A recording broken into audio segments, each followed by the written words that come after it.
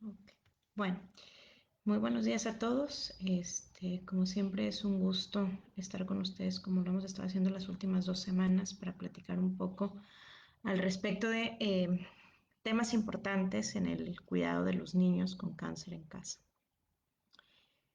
En esta ocasión vamos a hablar al respecto de lo que son los cuidados en el hogar para los niños con cáncer, y es decir, son aquellas medidas que ustedes pueden tomar en casa y que puede hacer una enorme diferencia en cómo, pues, cómo llevan el transcurso del tratamiento en casa. Bueno, algo que es muy importante saber y que lo hemos venido mencionando en ocasiones anteriores es que parte de las situaciones que pueden poner en riesgo a un niño en el transcurso del tratamiento de cáncer es precisamente lo que son las infecciones.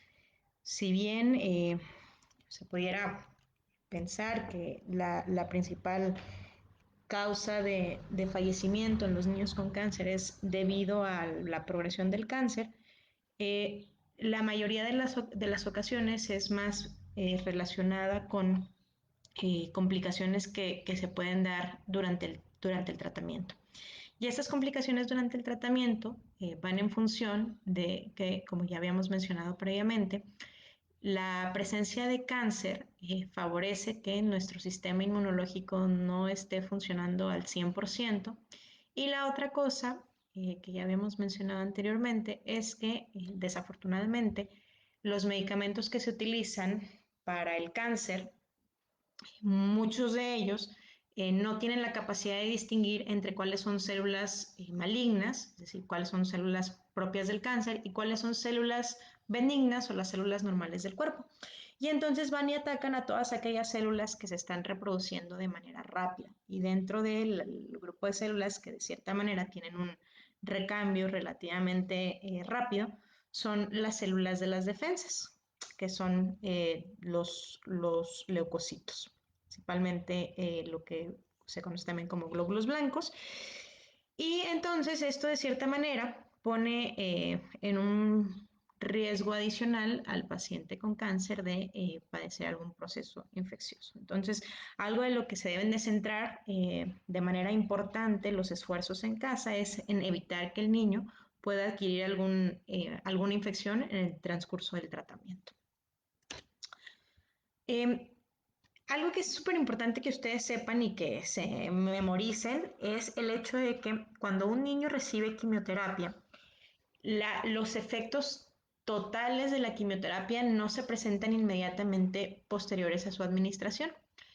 Hablando específicamente del impacto que tiene la quimioterapia en la cantidad de células de las defensas o de glóbulos blancos que se encuentran circulando en sangre, el impacto se presenta realmente entre una semana y 2 semanas después de aplicada la quimioterapia. Entonces, cuando el niño se encuentra más vulnerable para poder adquirir una enfermedad infecciosa es precisamente 7 días, en el lapso entre 7 días después de la administración de la quimioterapia y a los 14 días. Este lapso entre los 7 y los 14 días posteriores a las quimioterapias es cuando ustedes deben de tener mayor cuidado con los niños para evitar que puedan tener una infección y que se pueda comprometer su estado de salud. Entonces, digo, esta grafiquita está en inglés, pero simple y sencillamente lo que se intenta mostrar aquí es la cuestión de cuando el paciente recibe la quimioterapia, que sería como esto que está marcado como el cero, como que fuera el día cero, y esta línea verde que ustedes ven acá arriba empieza a bajar conforme van pasando los días y cuando llegan a un punto importante de disminución y que en ese momento se encuentra más comprometida la función inmunológica del paciente, del niño, es entre los 7 y los 14 días, que es esta parte que sale sombreada en verde. Los intenté mostrar ahí con el cursor del mouse, pero se tarda en reflejar la imagen y creo que solo los estoy mareando. Pero bueno, esa línea verde sombreada es donde se presenta el principal periodo de riesgo de adquirir infecciones. Ahora, Em, Hemos hablado también al respecto de los estudios de laboratorio y de imagen que se les hacen a los niños en el transcurso del tratamiento.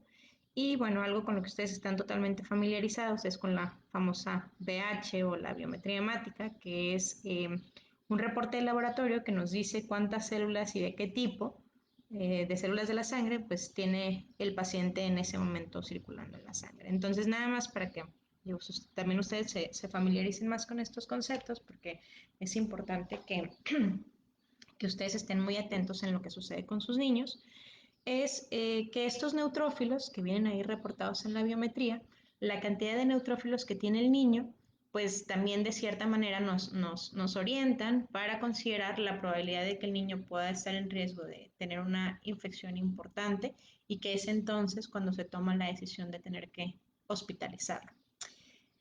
Cuando los neutrófilos se encuentran por encima de 1000, el riesgo de una complicación asociada a infecciones es muy baja. Por eso habitualmente en este tipo de situaciones, pues al niño se le administra algún antibiótico y se manda a casa para completar el tratamiento. En el caso de que los neutrófilos se encuentren por debajo de 1000, entonces ahora sí comienza a aumentarse significativamente el riesgo de que pueda haber una complicación mayor asociada a este proceso infeccioso, siendo que cuando tenemos una cantidad menor de 500 neutrófilos, pues ahí sí se tiene que hospitalizar sí o sí el paciente para recibir los antibióticos por vía intravenosa. Algo que también es bien importante que ustedes deben de tener en consideración es que deben de contar con un termómetro en casa. Es muy frecuente, y les digo porque también en pediatría es bastante frecuente, que llega el papá a la consulta y dice, es que traigo al niño porque trae fiebre. Ok, ¿cuánto tuvo de temperatura? No, pues no sé, no se la tomé, pero lo sentí calientito. Entonces, para nosotros como médicos sí es muy importante saber cuánto fue lo que le tomaron de temperatura al niño en casa. Y existen diferentes tipos de termómetros de los cuales ustedes pueden echar mano, pueden utilizar. Existen los termómetros digitales, están los termómetros digitales que toman la temperatura en el oído, hay algunos que toman la temperatura en la frente, están los que son para tomar la temperatura axilar. Bien importante que ustedes sepan que si bien, por ejemplo, en algunos pacientes les habrá tocado ver cuando está en niños sanos, ocasionalmente se les puede hacer la toma de temperatura por el anito, vía rectal. En el paciente oncológico está totalmente prohibida la manipulación de la región anal, entonces, o sea, por ningún motivo vayan ustedes a tomar la temperatura vía rectal o vayan a permitir que alguien le tome a su niño la temperatura por vía rectal. Recordemos que tanto la mucosa de la boca como la mucosa anal pueden también verse comprometidos durante la quimioterapia y entonces esto hace más fácil que si nosotros manipulamos el anito con un termómetro podamos permitir o hacer más fácil el acceso de las bacterias a la sangre. Entonces eso sí es algo que no se debe hacer por ningún motivo. Y tenemos el termómetro de mercurio. Realmente cualquiera de los termómetros es bastante útil sabiéndolo utilizar de la forma correcta. Sin embargo, el termómetro que es como más confiable es el termómetro de mercurio. Pero la toma de la temperatura con el termómetro de mercurio pues también tiene su ciencia. O sea, es muy confiable siempre y cuando lo sepamos utilizar de la manera correcta. Y es frecuente ver que los papás tomen la temperatura con el termómetro de mercurio, pero que no la toman de la manera correcta. La manera correcta en la que se debe utilizar el termómetro de mercurio, y aquí les hago ahí como el,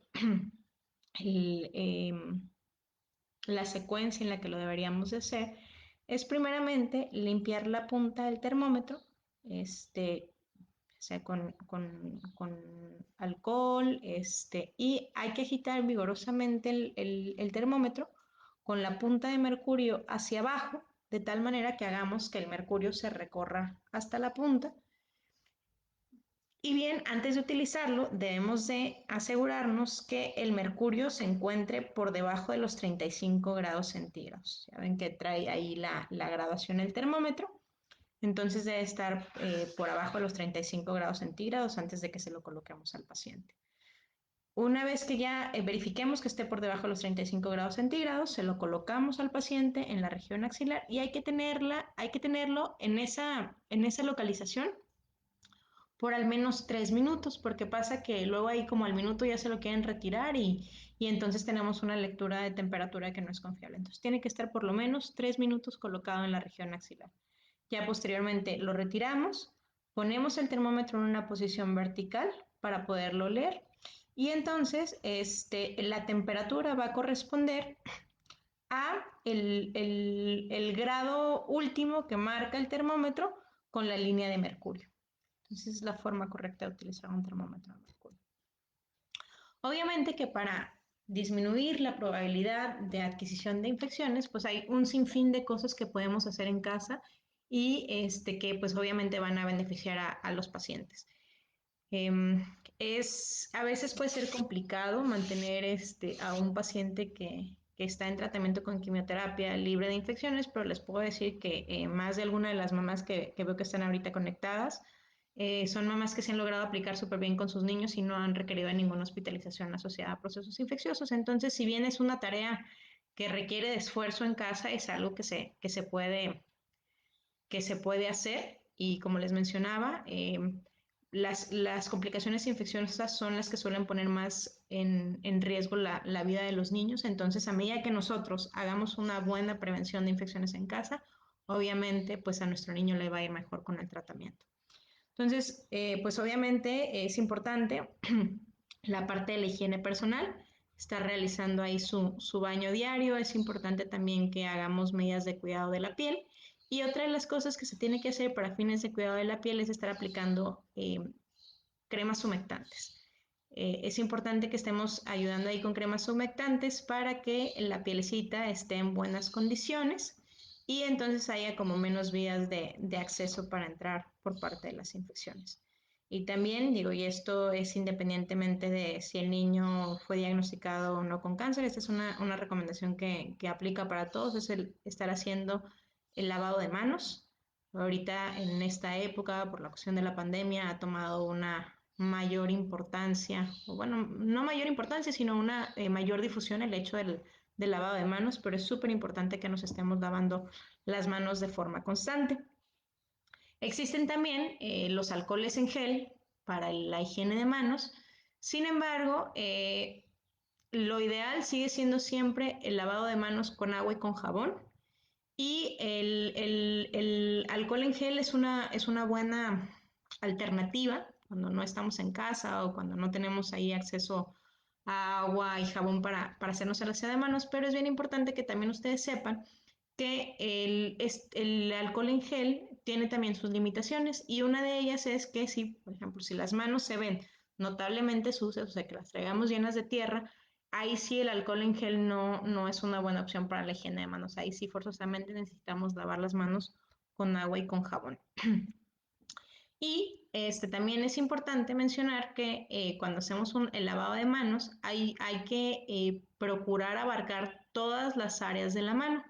Ahorita también con lo de la pandemia se pusieron muy de moda ahí en las redes sociales unos videos donde hacían la ejemplificación de eh, cómo se iban pintando las manos de acuerdo a cómo frotábamos las manos durante el lavado de manos.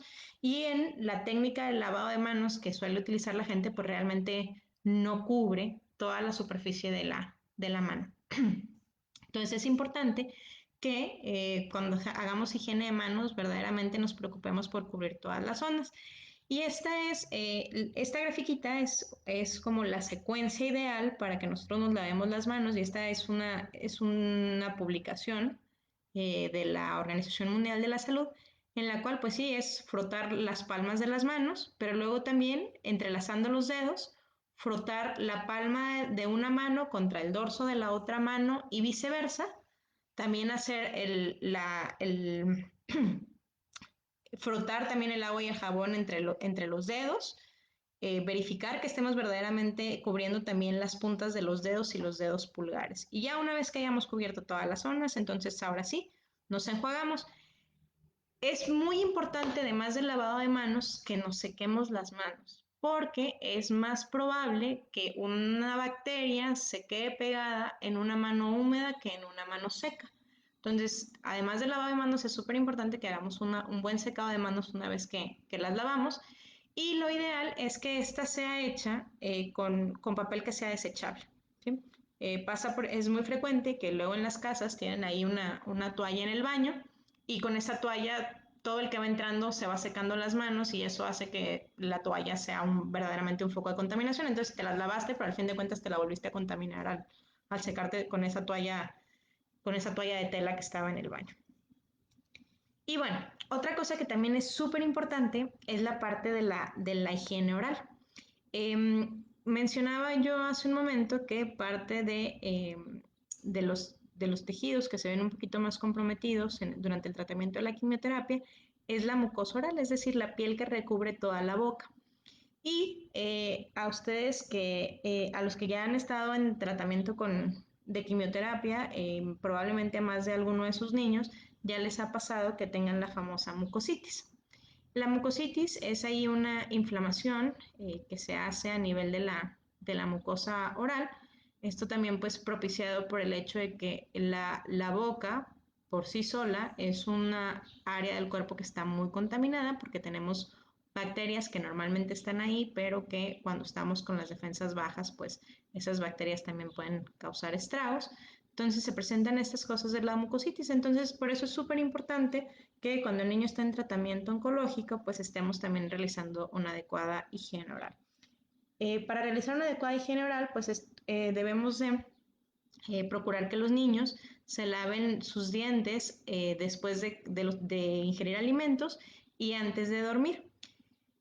Idealmente, el cepillo de dientes que deben de utilizar debe ser de cerdas suaves. Y esto va en función de que también, además de que se pueden bajar las células de las defensas de manera transitoria, también las plaquetas, que es algo que bastante se disminuye en el paciente con cáncer, pueden estar bajas de repente y entonces el hecho de que nosotros usemos cepillos de cerdas duras va a favorecer que haya mayor sangrado a nivel de las encías, entonces hay que procurar utilizar cepillos de cerdas suaves. Es importante también mencionar que los cepillos de dientes, aunque los utilicemos para hacer higiene oral y que utilizamos pasta de dientes y demás, pues al fin de cuentas ahí también se quedan resguardadas algunas bacterias. Entonces, y esta recomendación aplica tanto para pacientes que están en tratamiento como para todas las personas, el hecho de que hay que estar cambiando el cepillo de dientes al menos cada 3 meses.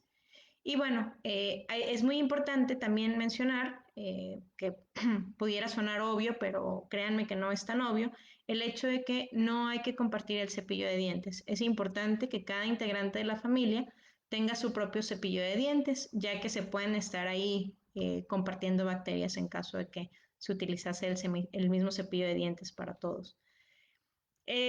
También, como con la intención de lastimar lo menos posible la mucosa oral, se sugiere que se utilice una pasta dental no irritante, pero que sí tenga flúor y habitualmente las que cumplen con estas características son las pastas dentales infantiles que ustedes fácilmente pueden conseguir ahí en el supermercado. Ojo, esta recomendación de la pasta dental no irritante con flúor es específicamente para pacientes que están en tratamiento oncológico. Y la otra cosa que también se puede hacer para prevenir la aparición de la mucositis es hacer enjuagues orales. Y estos enjuagues orales, digo, si bien hay algunas marcas comerciales de enjuagues orales, prácticamente todas traen alcohol o traen sustancias que pueden ser muy irritantes para la mucosa oral de los niños. Entonces, en el paciente oncológico, el uso de esos enjuagues orales comerciales no se recomienda porque los podemos lastimar, o sea, pueden ser como doloroso su utilización. Entonces, ahí lo que se recomienda es que en un vasito con agua, en un vasito, coloquemos 100 mililitros de agua purificada, agreguemos 2 cucharadas de bicarbonato, lo diluimos bien y con ese líquido que el paciente haga enjuagues, los famosos buches cada 4 a 6 horas, sobre todo en los días posteriores a haber recibido la quimioterapia. Por esto que les mencionaba ya que entre el día 7 y 14 las defensas suelen bajar y también pues la mucosa oral se suele ver comprometida.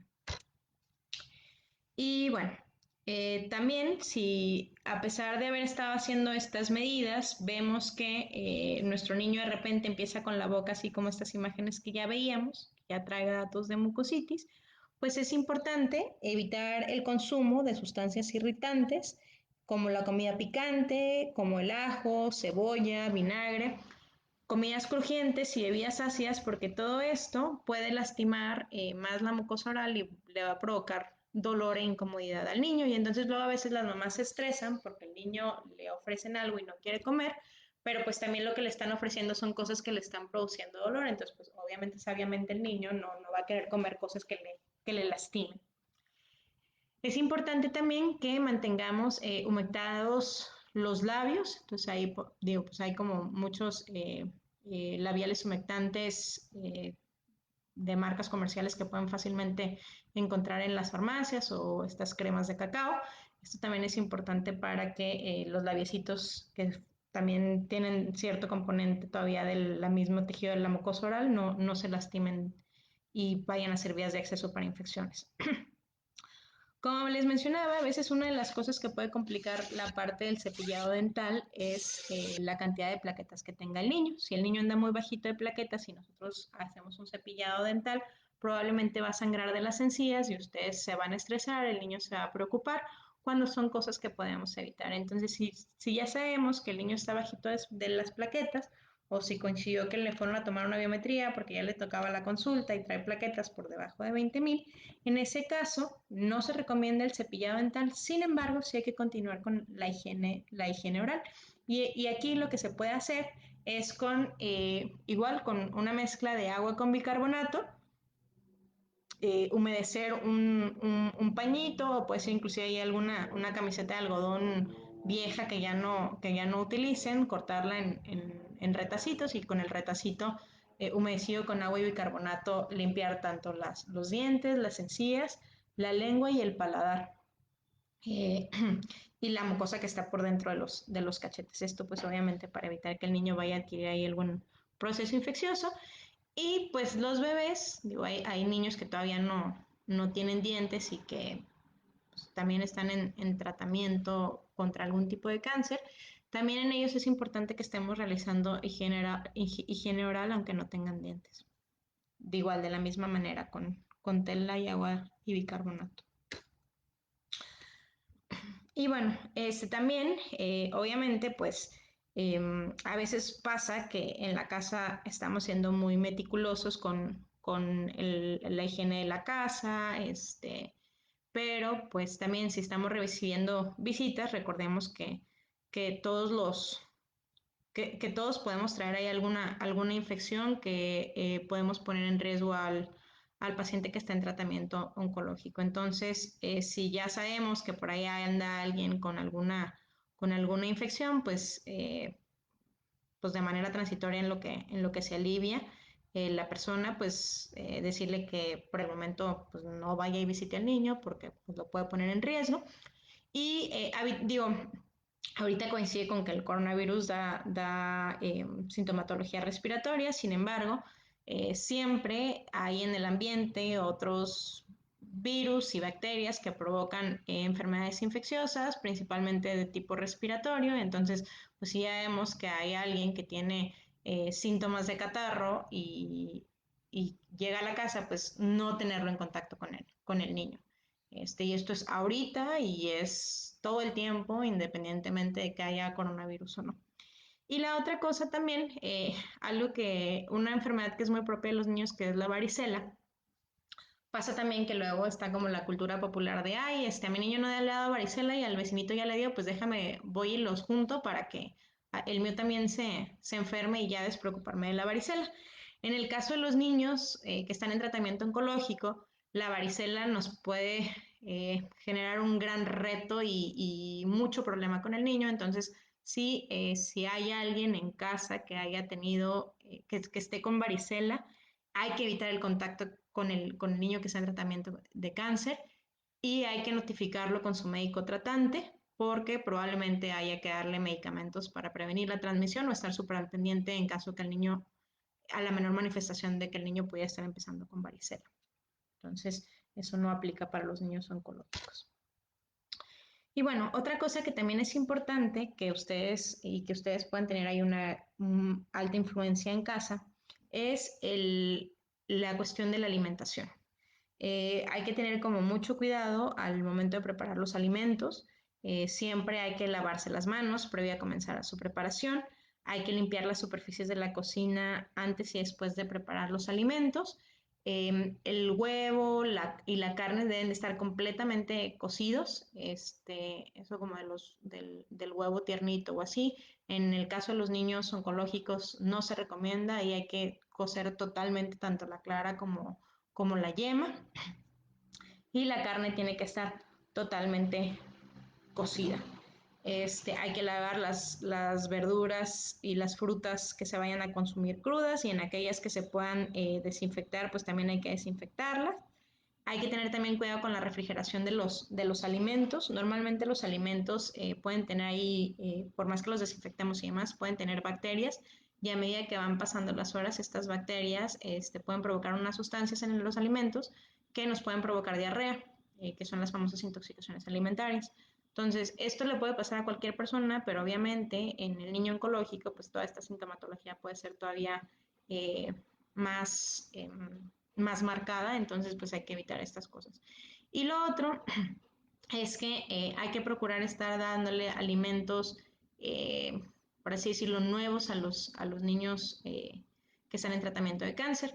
Pasa que de repente hacen un montón de comida, sobra comida y están comiendo como el recalentado toda la semana. En el caso del niño oncológico no se recomienda, o en el paciente que está en tratamiento oncológico, no se recomienda consumir alimentos que tengan más de 24 horas de preparación. Entonces, si ya pasó más de un día que hicieron la comida, ese recalentado el niño no lo puede ni lo debe comer. También hay que evitar el consumo de alimentos no pasteurizados, como la leche bronca o los quesos, por ejemplo, que son hechos con leche no pasteurizada. Entonces, como el queso fresco, la panela y esto, que de repente van y los compran en la tiendita de la esquina, estos, si no son de empaque, de fábrica, lo más probable es que no estén pasteurizados. Entonces, esos alimentos tampoco se les debe dar a los niños.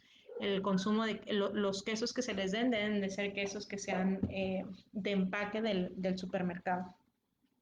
Y bueno, algo que también digo es básico, pero creo que a veces no es tan eh, de sentido común, es que hay que evitar los alimentos fuera de la casa.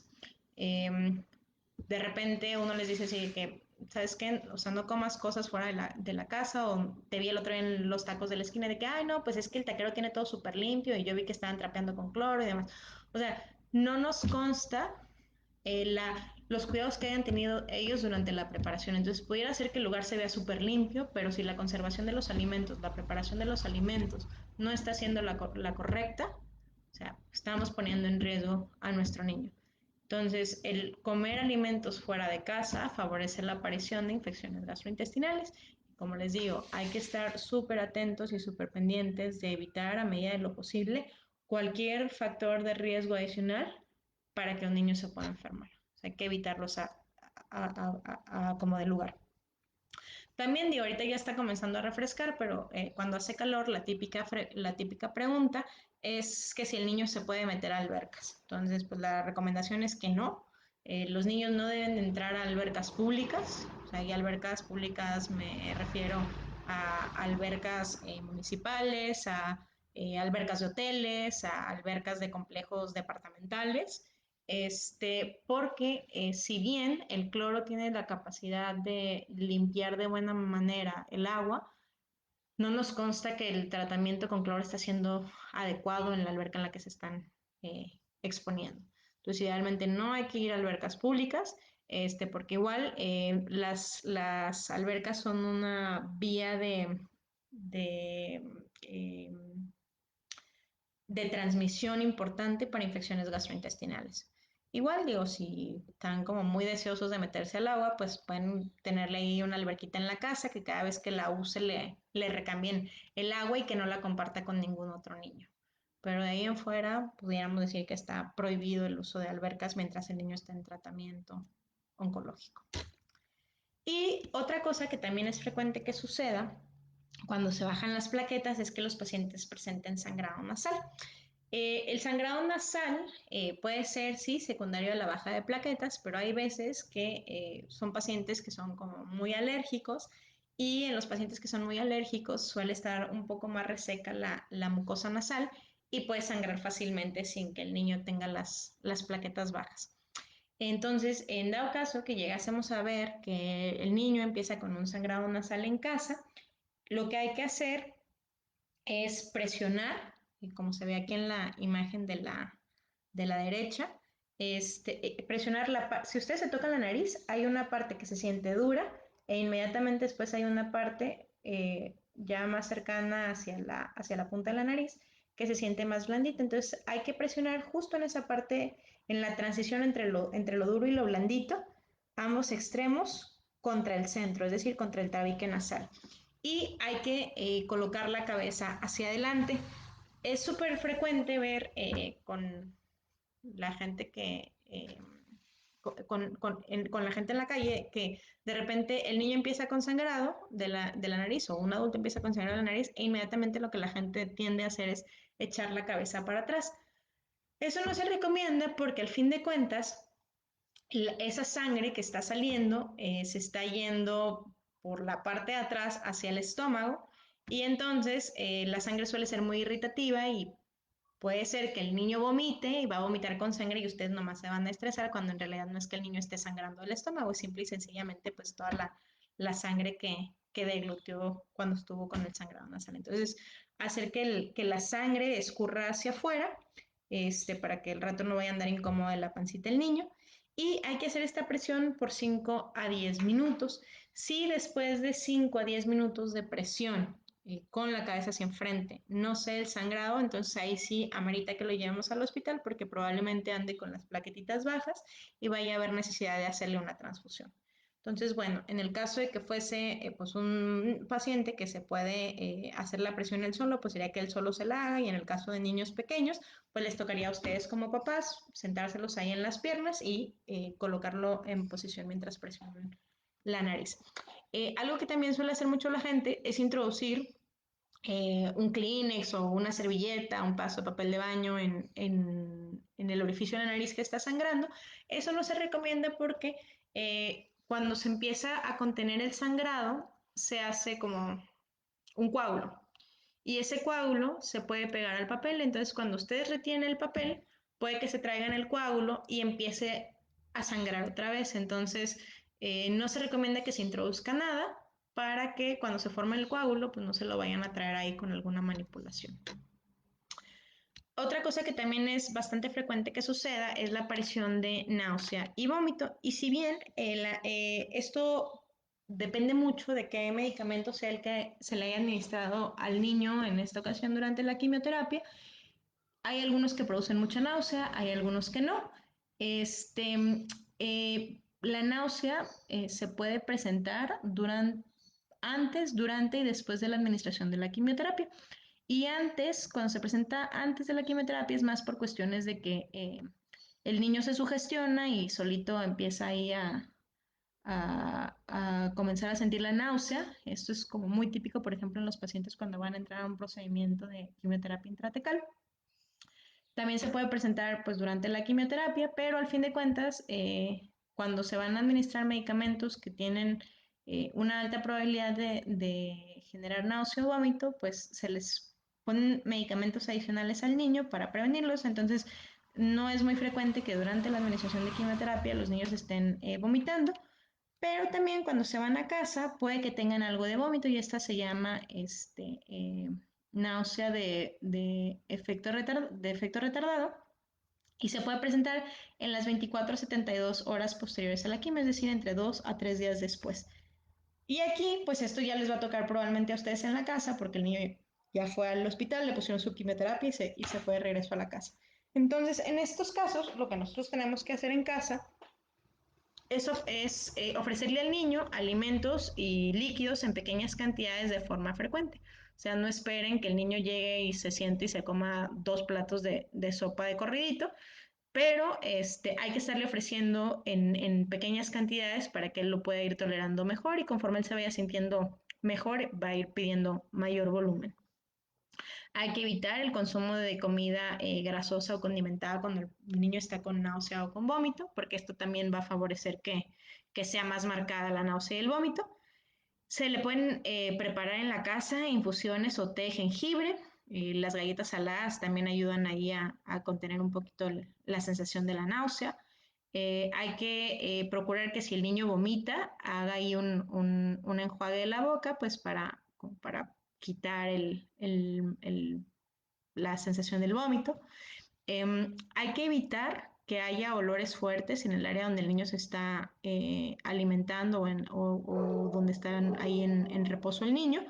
Y con olores fuertes, pues va desde los aromatizantes de hogar, los aromatizantes de los limpiadores del piso, el uso de perfumes. Digo, a veces, pues al papá, a la mamá les gusta andar muy perfumados, pero pues aunque huelen bonito, pues eso no le ayuda mucho al niño para controlar la náusea y el vómito una vez que están presentes. Cuando le demos de comer, igual como para evitar que se encierren los olores y que el niño se vaya a poner nauseoso, hay que procurar que esté en una habitación bien ventilada y pues es súper importante que mantengamos al paciente muy bien hidratado, sobre todo si está con vómito, porque si está con mucho vómito y no se está hidratando, pues el paciente se puede deshidratar y puede requerir que sea hospitalizado. Y pues bueno, nada más mencionar que si bien estas son como medidas para controlar un poco la náusea y el vómito en la casa, si vemos que de plano el niño está vomitando muchísimo y no está logrando retener absolutamente nada de líquidos, pues habrá que llevarlo al hospital para que se haga el control de vómito y evitar complicaciones. Y bueno, nada más ahorita con la parte del coronavirus y que ya estamos entrando en época de influenza, pues es súper importante que nos apliquemos la vacuna contra la influenza. Y la vacuna contra la influenza se la debe de aplicar todo mundo. Todo mundo, me refiero a los papás, me refiero a los hermanitos, me refiero a los abuelitos, a los tíos, a toda la gente con la que convive el niño y el niño que está en tratamiento oncológico también debe recibir la vacuna contra influenza.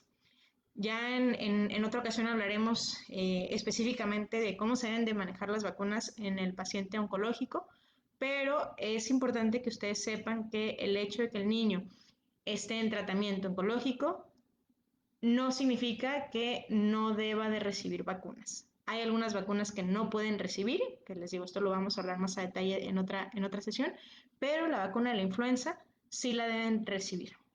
Y bueno, el uso de cubrebocas, y el uso de cubrebocas va tanto para el niño como para los familiares, y evitar salidas de casa no indispensables.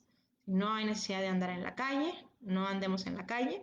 En el caso acuérdense que independientemente de que el niño esté en casa y no salga, si ustedes andan afuera sin cubrebocas, ustedes pueden traer la infección a casa y entonces complicar al niño. Entonces ahora sí que esto es como un acto de corresponsabilidad de todos. Y bueno, digo, ustedes ya son unos superhéroes para sus niños por todo lo que hacen, pero pues bueno, si acatamos estas sugerencias y medidas que yo ya les acabo de mencionar, pues van a ser todavía más superhéroes para sus niños. Esto sería todo por el día de hoy. Muchas gracias por su atención y les recuerdo que ahorita en unos minutitos se les va a estar publicando en la página el cuestionario, nada más para ver que haya quedado claros los conceptos y nos escuchamos en 2 semanas. Buen día.